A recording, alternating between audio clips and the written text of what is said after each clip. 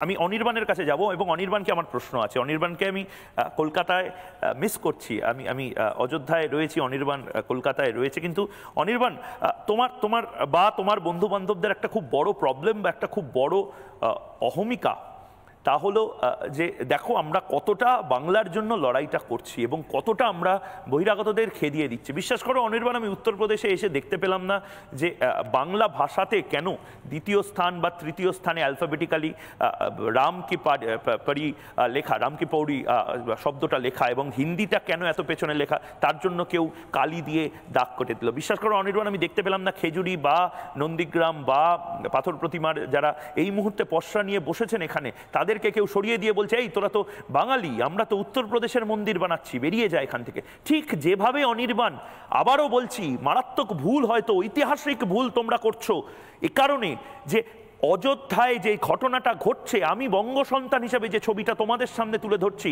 ঠিক সেই ছবিটাই হয়তো ভারতের ছবি, যেটাকে তোমরা লাগাতার চেষ্টা করছো এইটা বোঝানোর এটা আরএসএস বিজেপির ছবি। একবার আমি দেখিয়ে দেবো অনির্বাণ তোমাকে সেই হোল ইন্ডিয়ার যে যুক্ত হয়ে যাওয়ার ছবিটা, এবং তারপর অনির্বাণ তোমার বক্তব্য শুনবো। দেখেন, নানা ভাষা, নানা মত, নানা পরিধান, বিবিধের মাঝে দেখো মিলন ও মহান। আবার এর পাশাপাশি আরেকটা লাইন মনে পড়ছে, হিন্দু বৌদ্ধ শিখ জৈন পারসিক মুসলমান খ্রিস্টানি। আমি এই মুহূর্তে দাঁড়িয়ে রয়েছি সরজু নদীর পাড়ে, সরজু নদীর যে ঘাট, সেই ঘাটে এই মুহূর্তে দাঁড়িয়ে রয়েছি। এই মুহূর্তে একজন একেবারে দক্ষিণ ভারত থেকে রয়েছেন। আপ কাহা সে আয়ে হো? हम आंध्र से आई। आप कहाँ से? गुना जिला, मध्य प्रदेश, आंध्र प्रदेश, मध्य प्रदेश। हम पश्चिम बंगाल। क्यों श्री राम को देखने के लिए आए? देने के लिए ऐसा मौका मुझे फिर नहीं मिलेगा। ये तेलुगु लो चपचा। हाँ हाँ हाँ, উনি তেলেগুতে কথা বলতে চান। দেখুন, এই ভারতবর্ষটাই আমার ভারতবর্ষ, যেখানে আমি বাংলার একজন সাংবাদিক, উনি আমার সাথে হিন্দিতে টানা কথা বলতে পারছেন না, উনি তেলেগুতে কথা বলছেন, শ্রীরামকে নিয়ে কথা বলবেন। বলুন। జై శ్రీరామ్. మేము ఆంధ్ర నుంచి వస్తున్నామండి. ఆంధ్రాలో ఇంత అయోధ్య వైభవం చూడటానికి 2000 కిలోమీటర్లు నేను ఒంటరిగా ఆడదాన్ని ప్రయాణం చేసి వచ్చాను. बहुत सारे लोग बोलते हैं राम उत्तर प्रदेश का ही सिर्फ है, ये क्या सच है? नहीं, राम एक ही है, देश एक ही होता है। बाबा आप कहाँ से हो? काशी विश्वनाथ। राम सियापति राम के लिए आए जी। पैदल आए या गाड़ी से, ट्रेन से? गाड़ी से आए। गाड़ी से आए। कब तक रहेंगे? 22 जनवरी तक रहेंगे, 26 तारीख तक रहेंगे।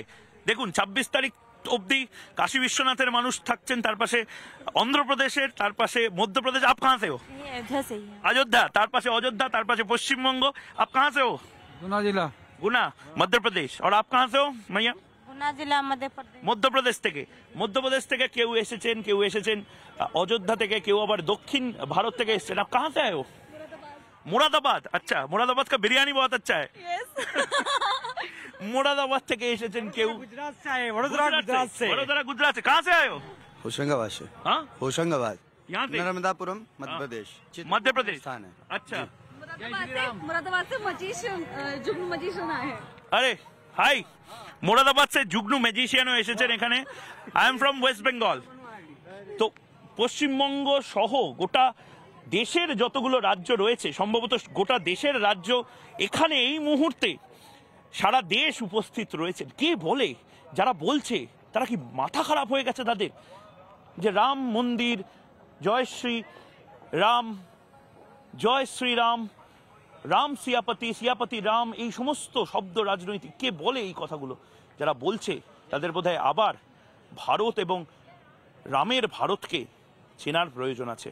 ইমামে হিন্দ যাকে বলা হয়, সেই শ্রীরামের ভারতকে চেনার প্রয়োজন আছে। ক্যামেরা পার্সন রবির সঙ্গে ময়ূক রঞ্জন ঘোষ, সরজু নদীর পাড় থেকে, রিপাবলিক বাংলার জন্য। অনির্বাণ, আর কতজনকে ঠিক দাগিয়ে দেবে তোমরা? যে ভদ্রমহিলা তেলেগু ভাষাতে বলছিলেন, যে ভদ্রমহিলা হাসতে হাসতে বললেন আমি মোরাদাবাদের, এবং মোরাদাবাদের বিরিয়ানি নিয়ে কথা হচ্ছিল, কাদেরকে তুমি আসলে আরএসএস বানিয়ে দেবে, কাদেরকে বিশ্ব হিন্দু পরিষদ বানিয়ে দেবে অনির্বাণ, আর কাদেরকে বহিরাগত বলে তোমার রাজনীতিতে রুটিটা তুমি সেঁকে নেবে অনির্বাণ? রাজনীতির রুটি শাখা, এটাই তো হিন্দি থেকে বাংলা করলে, এটাই বহিরাগতদের প্রভাব।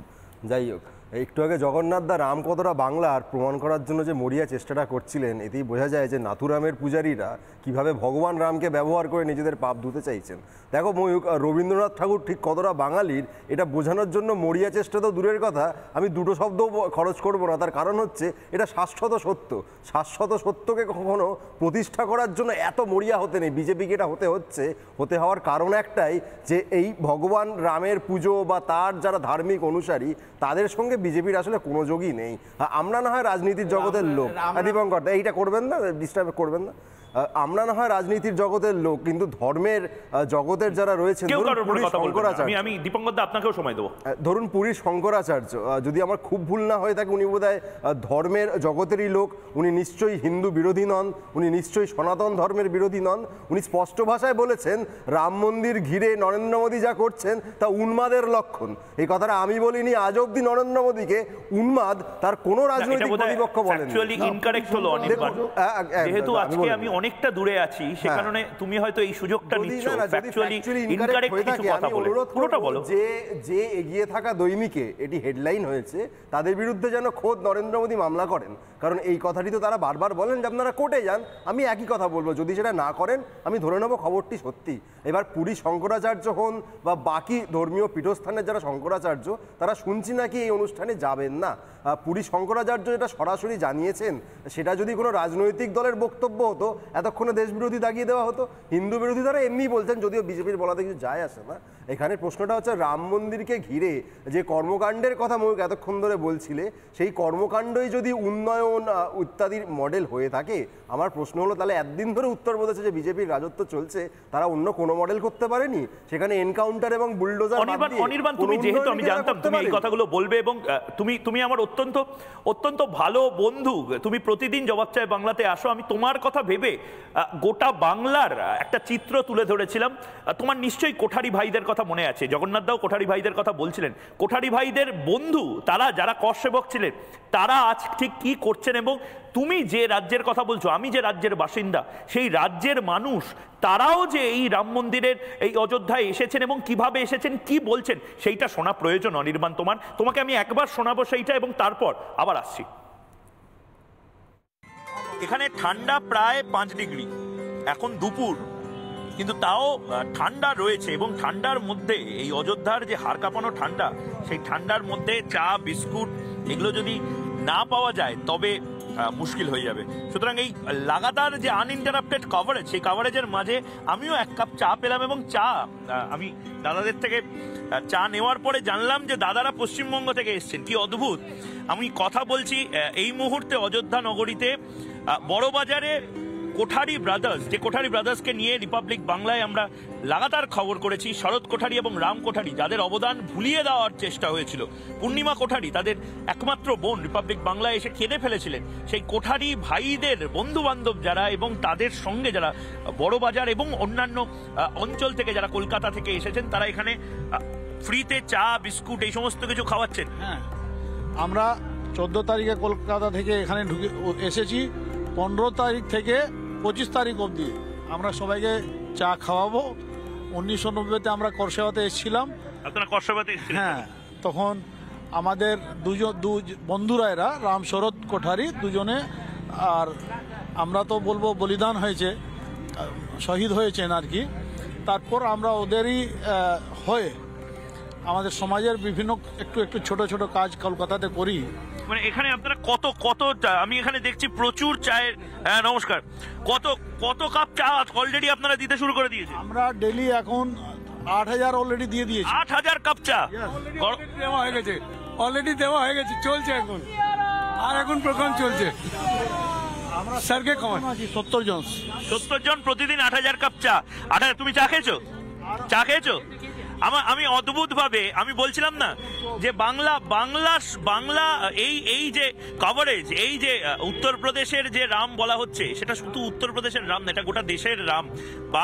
বাংলার মানুষজন যেভাবে বড়বাজার থেকে এসে, বিশ্বের রাম আছে, বিশ্বের রাম, শুধু ভারতের রাম না, শুধু বাংলা।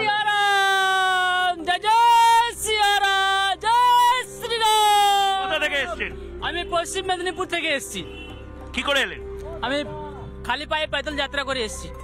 পায়ে হেঁটে? জি। কি করে, কোথা থেকে, কোন জায়গা থেকে? পশ্চিম মেদিনীপুরে। পশ্চিম মেদিনীপুর আমার বাড়ি হচ্ছে মোহনপুর থানা, দাঁতন বিধানসভা। এখানে প্রচুর মানুষ কিন্তু এখনো চা খাচ্ছেন এবং তার পাশাপাশি বিস্কুট খাচ্ছেন। আমরা সকালে 8টা থেকে বিভিন্ন ক্ষেত্রে গিয়ে আমাদের যে পুলিশওয়ালারা যে কাজ করছে, ভাইরা যে লেবার ভাইরা যারা কাজ করছে, তীর্থযাত্রীরা যারা আছে, সবাইকে আমরা কিন্তু চা খাওয়াচ্ছি। সুতরাং চা এবং চায় পে চর্চা করতে করতে ক্যামেরা পার্সন রবির সঙ্গে ময়ূক রঞ্জন ঘোষ, রিপাবলিক বাংলা, অযোধ্যা। অনির্বাণ, তোমাকে আমি 30 সেকেন্ড দিচ্ছি সময়। কোথাও তো মনে হয় অনির্বাণ এই অযোধ্যার হিম শীতল, এই ঠান্ডা আবহাওয়ার থেকেও বেশি ঠান্ডা, বেশি শীতল, বেশি কোল্ড হয়ে যাচ্ছ তোমরা, যারা আইসোলেটেড হয়ে যাচ্ছ, ক্রমাগত আইসোলেটেড হয়ে যাচ্ছ মেইন স্ট্রিম পলিটিক্স থেকে, মেইন স্ট্রিম কালচার থেকে, বাংলা এবং ভারতের আবেগ থেকে। দেখো, আমি প্রশ্নের উত্তরটা পেলাম না যে পুরী শঙ্করাচার্য, সম্মানীয় শঙ্করাচার্য মহাশয় কেন নরেন্দ্র মোদীকে উন্মাদ বললেন। যাই হোক, অন্য জায়গায় আসি। এক্ষেত্রে রামকে নিয়ে যেটা করছে বিজেপি বা আরএসএস, সেটা রাজনৈতিক কর্মকাণ্ড। যারা ধর্মের বিশ্বাসী, যারা ধর্মের পূজারী, যারা সাধু সন্ন্যাসী, তারা ধর্ম নিয়ে থাকবেন, তাদের মতো থাকবেন। আমরা যারা রাজনীতির জগতের লোক, আমরা রাজনীতি নিয়ে থাকবো। এবং এই দুটো যাতে কখনো মিলেমিশে না যায়, সেই শিক্ষাটা কিন্তু আমরা পেয়েছিলাম দেশবন্ধু চিত্তরঞ্জন থেকে শুরু করে সুভাষচন্দ্র বসু হয়ে ভগৎ সিং, যিনি ঘোষিত নাস্তিক ছিলেন, তার হাত ধরে। আজকে আরএসএস বিজেপি সরাসরি তাদের বিরুদ্ধে দাঁড়িয়েছে। আমরা